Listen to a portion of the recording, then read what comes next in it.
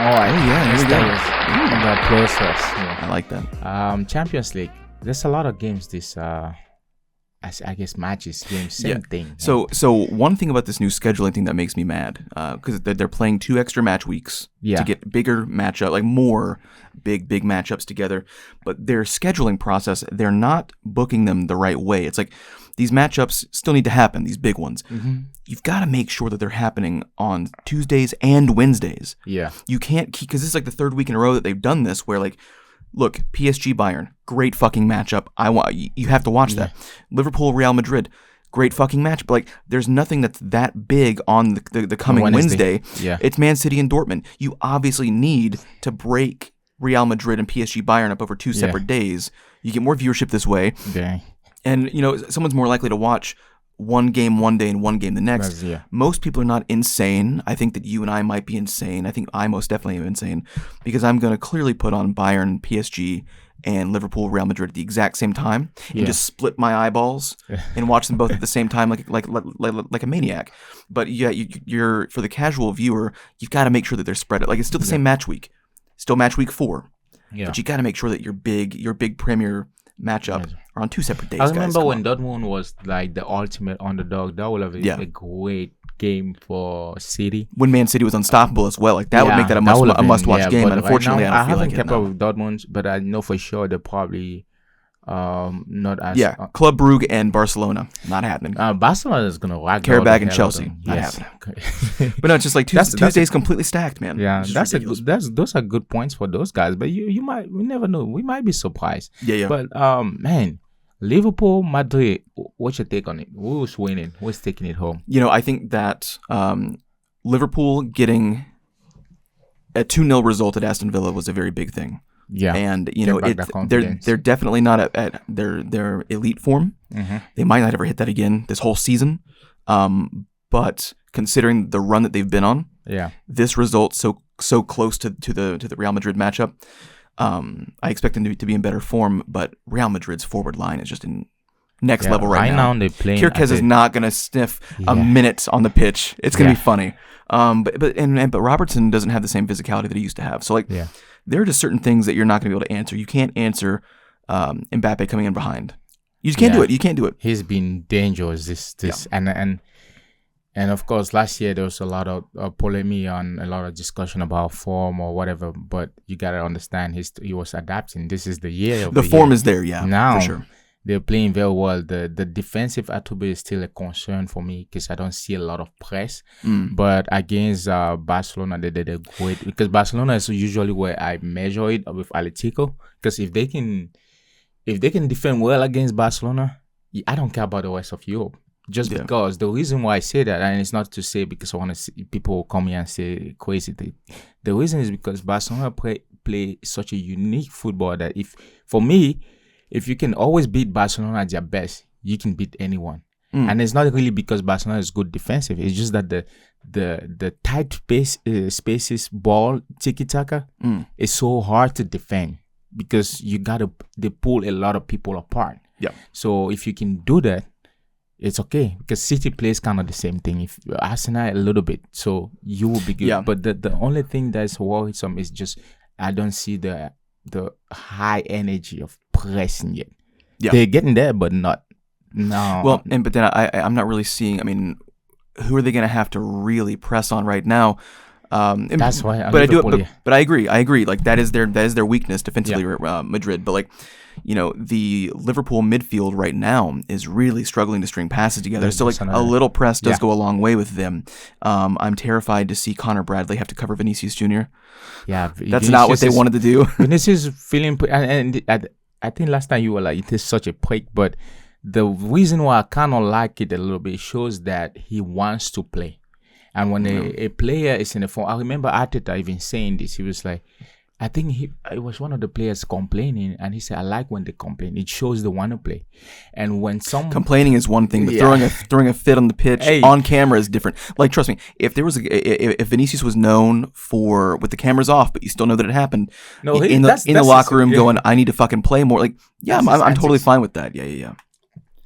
And then he issues an apology and apologizes to everybody, but the coach don't like that shit either.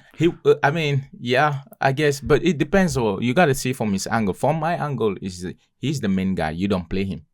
Then allegedly the main guy. Yeah, not allegedly. Well, they bought in Mbappe, but it's like my stock would be decreasing. I got to play.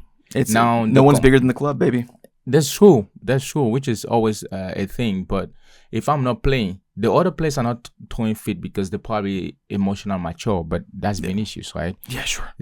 That's just how he operates. But my thing is, when he's in that state, I like it because it shows he wants to play. So he's going to go out there. He's going to play because he wants the coach to always put him in. You assume that attitude doesn't affect the rest of the roster, though. It's like he might throw a hissy fit and then be in great form, but if that's getting in the way of the team, that's not good.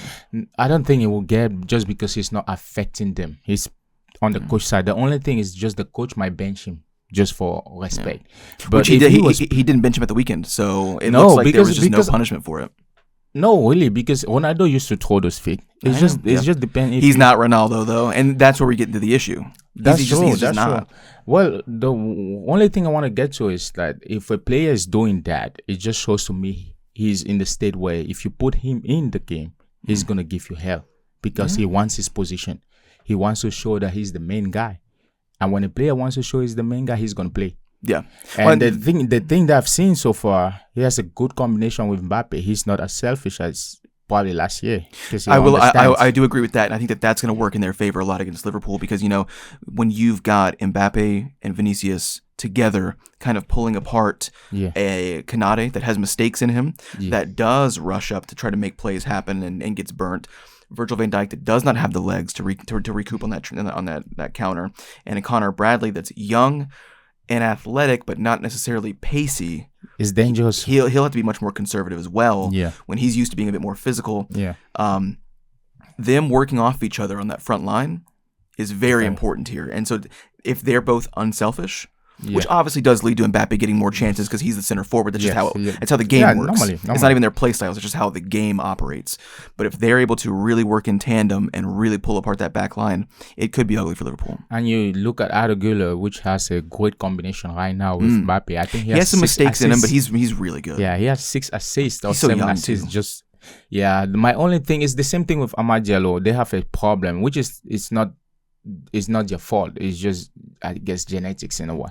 They are not physically gifted, so they got to put in muscle and size on their off time. Bukayo Saka was that way too. When he first came up from the youth, I mean, he was rail thin and he was getting bullied and it wasn't all there.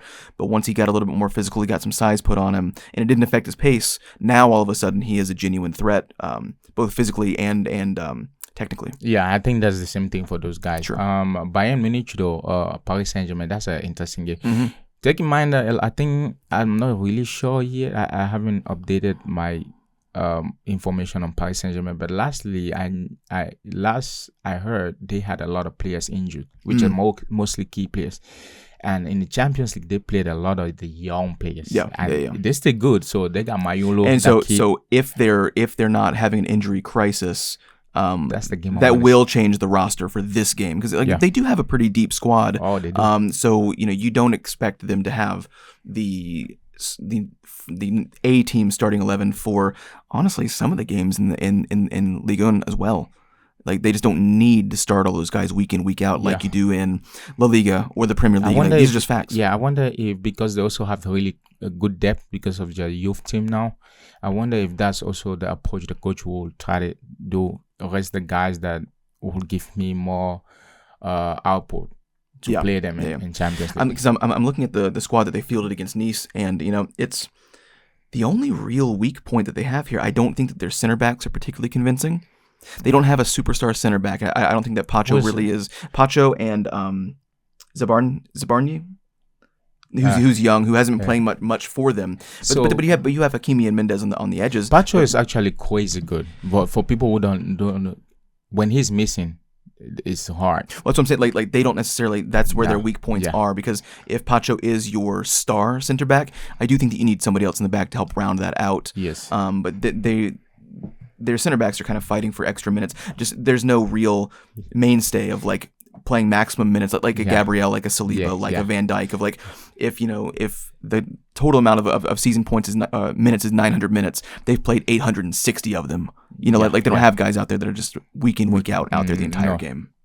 So I'm more interested to watch that game just because I want to know who will win that game, because both teams are performing at a higher level. Right. Although you can have an argument for all they play in the Farmers League, but if someone is playing the Farmers League and still come and give you 2 pieces in the Champions League, I don't want to hear the comment. I was gonna say, because like that is the beautiful part of the Champions League itself, because you've got teams that play in lower level leagues. And then teams that play in higher level leagues, and you've seen it work both in favor and against them, respectively, of not being challenged week in, week out in domestic league, and then therefore once you're meeting the top sides in Europe, you're not prepared for that. But we've also seen it before where yes, sometimes it is a free Saturday or a Sunday, and they come in fresh. They'll give you 2 pieces, and another reason is because I want to see Bayern's coach. I keep forgetting his name. Who was it? Bayern's coach, Kompany. Yeah, he is playing an interesting football this year, and you call it the Kompany. He's overloading every single time the ball shifts. You think about overloading, but he does it on every side. So it's I think it's more like overloading everywhere, depending where the ball is. So and they are scoring goals for fun. They're killing. 33 goals for, only 4 allowed. That's crazy. Yes, because they're all in form. What you talking about? The Upamecano, he physically fit. The only thing that might get you is if he gets a yellow card. But he does have it in him. Yeah, you're not gonna pass him as easy as you think you're gonna do. And Kim is playing really good there. Yeah. Luis Diaz has 4 assists. Harry Kane. That's actually why I want to see them, because offensively they're so deadly. Yeah.